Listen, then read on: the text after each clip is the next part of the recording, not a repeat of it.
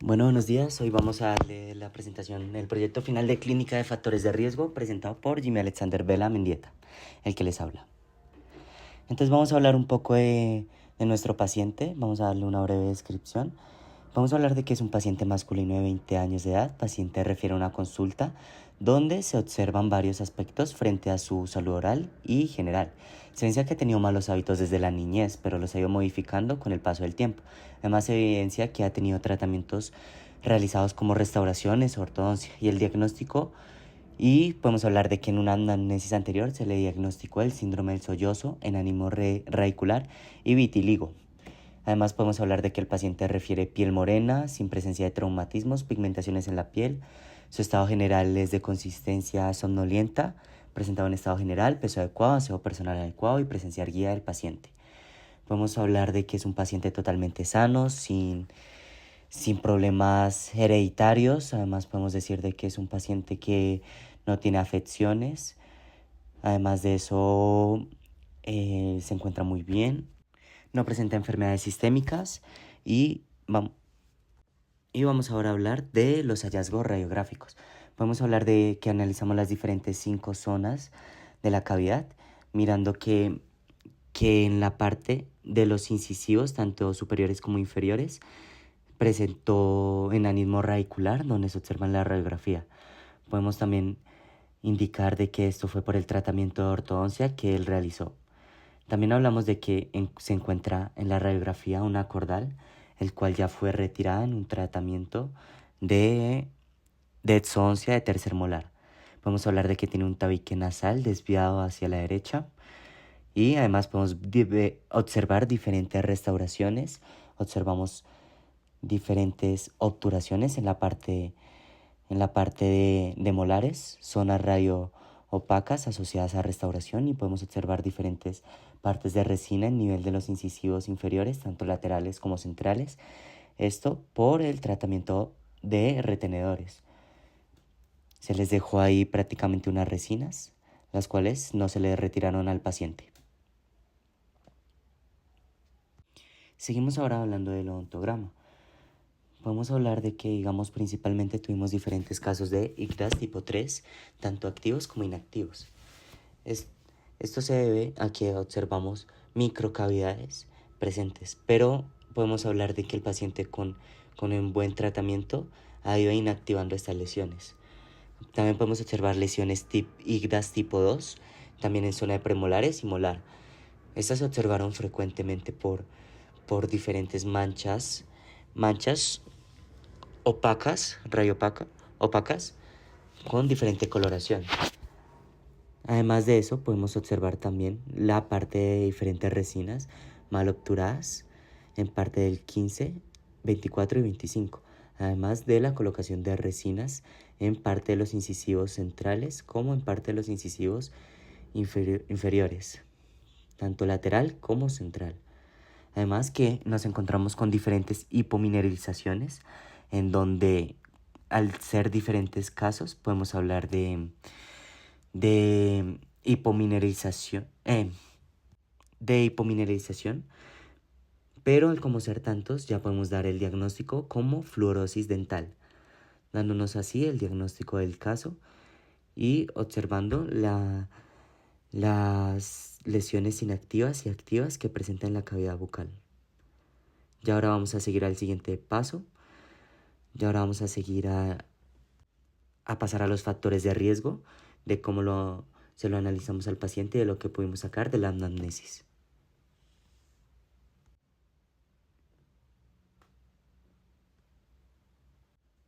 Entonces, decimos que de los factores de riesgo observamos de que es un paciente masculino de 20 años de edad, aparentemente sano, con una higiene oral insuficiente, presencia de gingivitis leve, lesiones cariosas activas e inactivas y zonas de retención de biopelícula. Aunque sin enfermedades sistémicas, presenta factores de riesgo bucales como pobre técnica de cepillado y posible malposición dental que dificultan la higiene. Estos factores predisponen a la progresión de la enfermedad periodontal y caries. No se reportan factores de maloclusión evidentes, pero se sugiere evaluar. Es clave intervenir con educación y control de placa. Como indicamos acá en el índice de biopelícula, el índice de placa, observamos de que prácticamente es en la zona de retención donde se presenta más placa y donde puede presentarse las lesiones cariosas.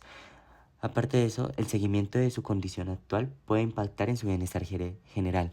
Además, podemos hablar de que el paciente presenta factores de riesgo como tabaquismo,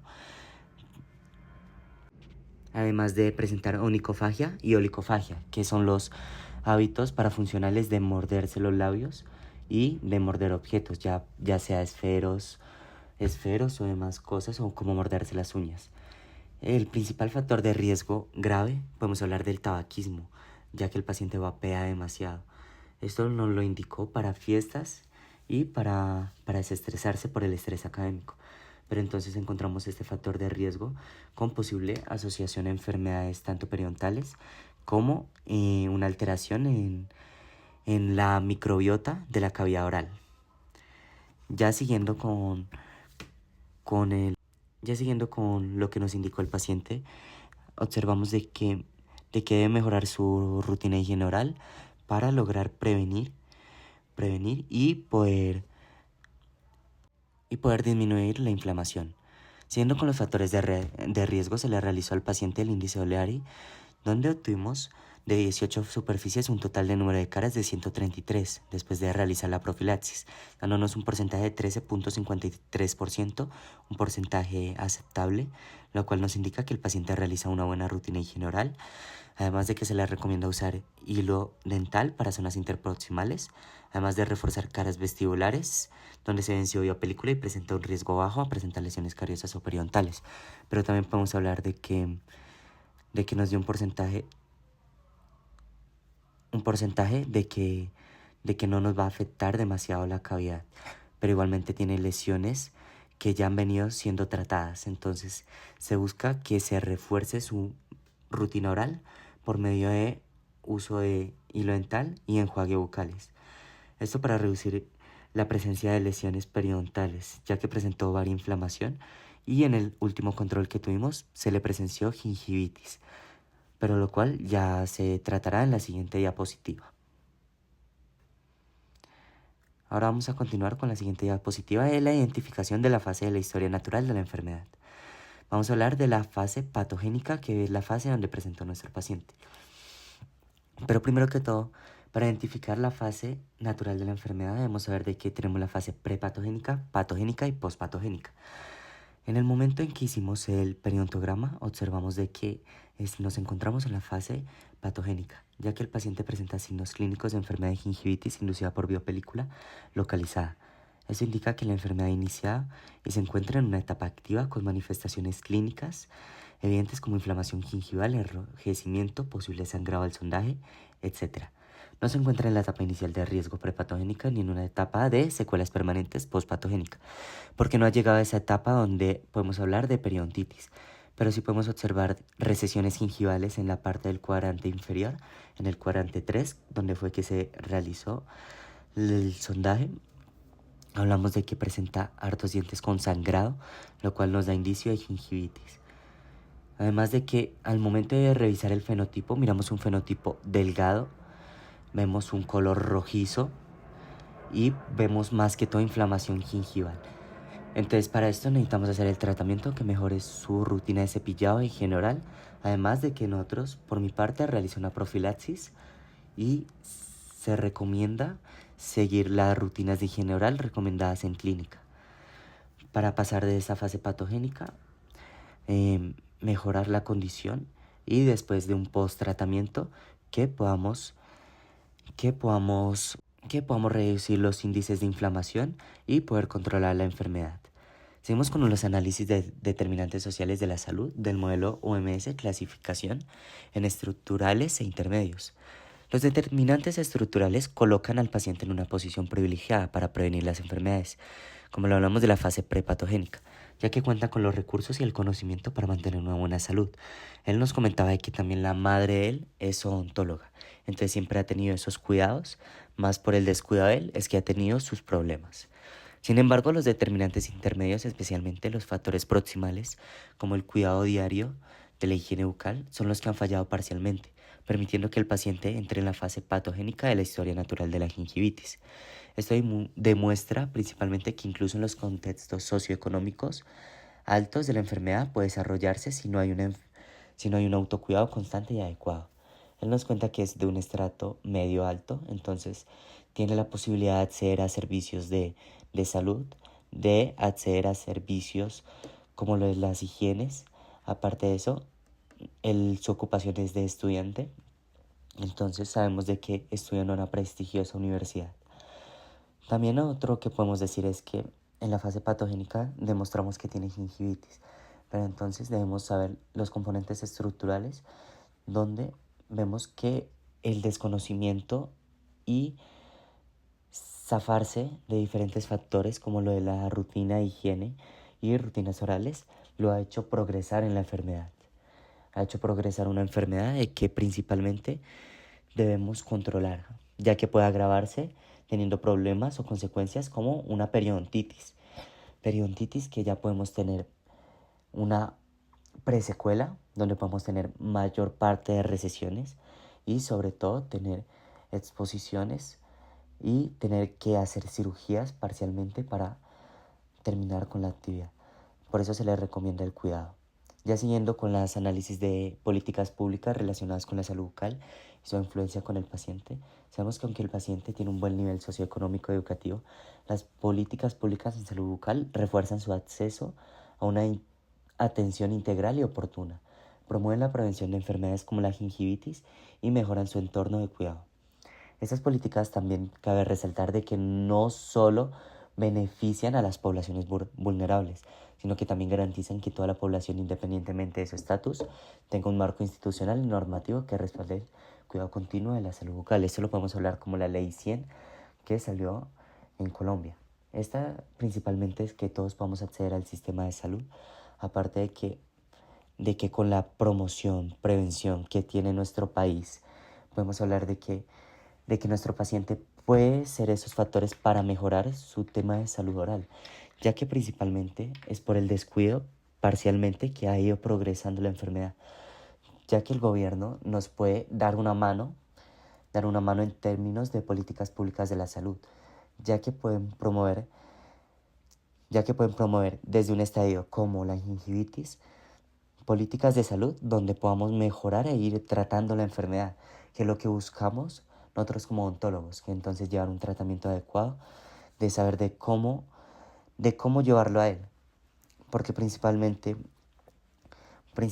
en estas políticas hablamos de que podemos llegar a un caso donde, donde es complejo, y que toca apoyar a las demás personas de escasos recursos, que por la parte de nuestro paciente es muy favorable su posición socioeconómica. Además que podemos mencionar que las políticas públicas relevantes que nos ofrecen son el Plan Obligatorio de Salud con el Plan de Beneficios, que este incluye la atención básica en salud bucal para la población colombiana como promoción, prevención y control de placa. Podemos mencionar la Política Nacional de la Salud Bucal, donde busca reducir las inequidades en salud bucal, promover la atención integral centrada en el paciente y fortalecer las estrategias educativas y prevención desde la infancia hasta la adultez. Además podemos hablar de los convenios docencia-servicio en instituciones educativas, donde permite a universidades con programas de odontología brinden servicios clínicos a sus estudiantes y población externa mediante prácticas supervisadas, asegurando atención de calidad. Además podemos hablar de que en el caso de nuestro paciente tiene un acceso facilitado y de calidad al estar en una universidad clínica odontológica, convenio docencia-servicio. Además de hablamos que estas políticas pueden beneficiarse de programas como prevención de control de placa y participar como estudiante recibiendo información directa y aplicándola, de lo cual fortalece su capacidad para autocuidarse. Ya por último, querer agradecer a todos. Damos una breve conclusión con nuestro paciente, donde con esta clínica de factores de riesgo pudimos identificar cuáles eran los factores que nos permitían mejorar y tener una mejor salud bucal. También podemos denotar varios aspectos de donde cuál se realizó la anamnesis y más como paciente, tratarlo como persona, que es lo que realmente se buscó como objetivo.